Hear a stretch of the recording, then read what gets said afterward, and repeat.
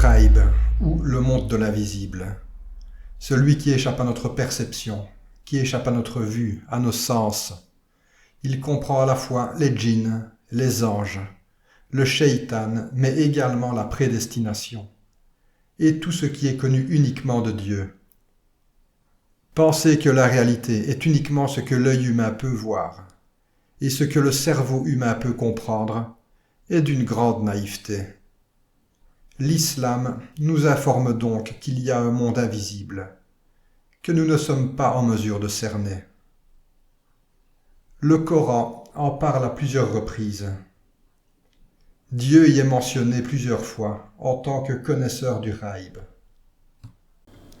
هو الله الذي لا إله إلا هو عليم الغيب والشهادة هو الرحمن الرحيم. C'est lui Allah, nulle divinité autre que lui, le connaisseur de l'invisible, tout comme du visible. C'est lui le tout miséricordieux, le très miséricordieux. Le monde de l'invisible, si on l'applique à l'être humain, a un sens très large.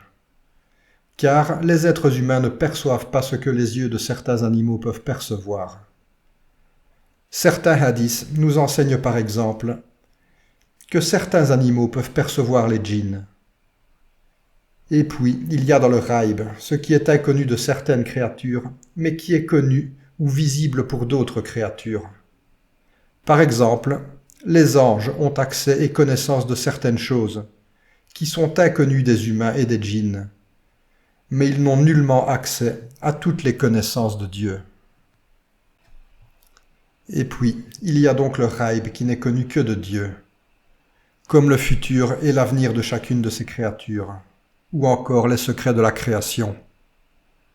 La volonté de connaître le futur est quelque chose qui a de tout temps attiré de nombreuses personnes, ce qui en amène beaucoup à consulter des voyants ou des diseurs de bonne aventure, dans le but d'en savoir plus sur son propre avenir.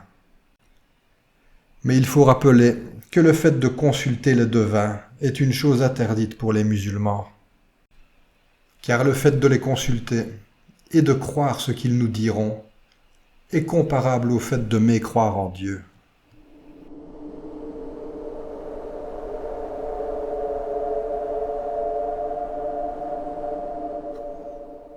Les anges ou les djinns peuvent avoir connaissance de certaines choses de l'invisible, ce qui peut avoir pour effet de convaincre les personnes qui consultent les voyants.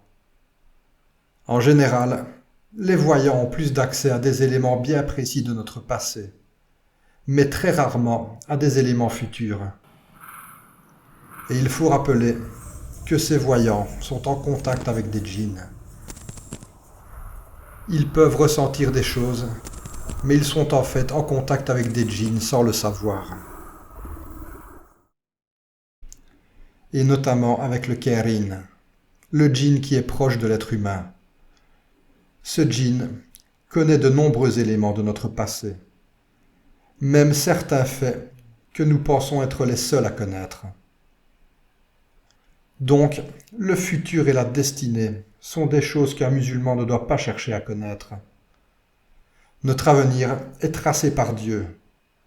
Nous aurons des décisions à prendre, des choix qui sont déjà connus de Dieu. Ces choix peuvent certes influencer notre avenir, et nous devons faire ces choix en tant que musulmans, et nous devons orienter ces choix vers Allah.